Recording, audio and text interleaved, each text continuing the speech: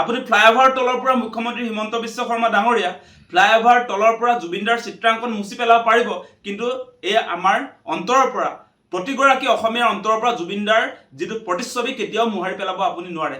অসমৰ যিবিলাক আপুৰুগীয়া সম্পদ আছে তাত গড়ৰ প্ৰতিচ্ছবি আমি দেখিছোঁ, তাত অসমীয়া বিহুৰ আপোনাৰ নাচি থকা আমি প্ৰতিচ্ছবি দেখিবলৈ পাইছোঁ, তাত আপোনাৰ চৰাই বিভিন্ন চৰাই আমি প্ৰতিচ্ছবি দেখিবলৈ পাইছোঁ, এশিঙীয়া গড়ৰ প্ৰতিচ্ছবি আমি দেখিবলৈ পাইছোঁ। তাত অসমৰ সম্পদ আমাৰ হিয়াৰ আমঠু জুবিনদাৰ প্ৰতিচ্ছবিটো কিয় থাকিব নোৱাৰে? আজি ফ্লাইঅভাৰবিলাকত জুবিনদাৰ প্ৰতিচ্ছবিটো কিয় থাকিব নোৱাৰে সেই প্ৰশ্নটো আমি বিজেপি চৰকাৰক উত্থাপন কৰিছোঁ। সেই ফটোখন থাকিলে, সেই চিত্ৰখন থাকিলে জাপানৰ প্ৰধানমন্ত্ৰীয়ে বেয়া পাব বুলি আপোনালোকে সেইখন মুছি পেলালে নেকি? নে জুবিনদাক আপোনালোকে সঁচা সঁচিকে বেয়া পায়?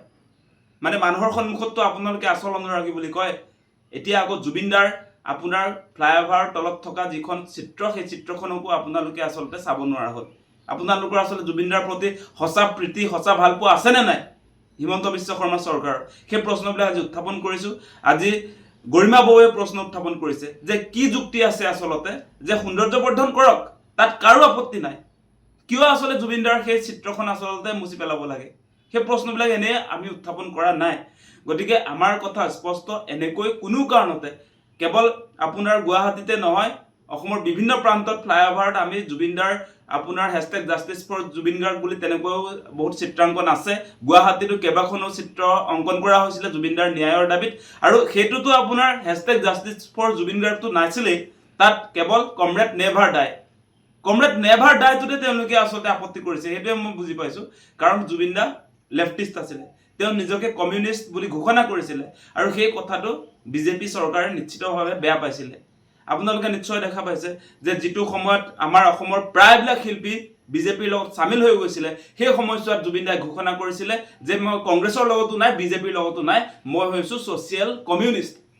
সেই কথাটো কোৱাৰ কাৰণেই মানে এতিয়া জুবিনদাৰ সেই চিত্ৰাংকন কমৰেড বুলি যিহেতু জুবিনদাক তাত উল্লেখ কৰা হ'ল, জুবিনদাই নিজে নিজক কমৰেড বুলি কৈছে।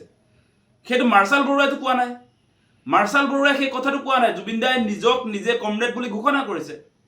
আৰু তেওঁ বাওঁপন্থী, সেই কথাটো আপোনালোকে নিশ্চয় দেখিছে, তেওঁ কমিউনিষ্ট বুলি নিজকে কৈছে। গতিকে সেই কথাটোত আপোনালোকে আপত্তি কৰিলেও জুবিনদা কমিউনিষ্টে, আৰু সেইটো আপুনি বদলাব নোৱাৰে। আপুনি ফ্লাইঅভাৰ তলৰ পৰা মুখ্যমন্ত্ৰী হিমন্ত বিশ্ব শৰ্মা ডাঙৰীয়া ফ্লাইঅভাৰ তলৰ পৰা জুবিনদাৰ চিত্ৰাংকন মুছি পেলাব পাৰিব, কিন্তু এই আমাৰ অন্তৰৰ পৰা প্ৰতিগৰাকী অসমীয়াৰ অন্তৰৰ পৰা জুবিনদাৰ যিটো প্ৰতিচ্ছবি কেতিয়াও মোহাৰি পেলাব আপুনি নোৱাৰে। কমৰেড নেভাৰ ডাই এই শব্দটো আমাৰ মনত আছে, জুবিনদা আমাৰ মনত আছে। জুবিনদাক আপুনি মচি পেলালেও এই আপোনাৰ ফ্লাইঅভাৰৰ পৰা আপুনি বনাইছে যে আপোনাৰ পইচাৰে বনাইছে বুলি ভাবিছে নেকি নাজানো, তাৰ পৰা আপুনি মুচি পেলাব পাৰিলেও জুবিনদা সদায় আমাৰ মনত অলৰ অচৰ হৈ সদায় চিৰযুগমীয়া হৈ থাকিব। আপুনি কেতিয়াও এনেকুৱা কাম কৰা উচিত নহয়।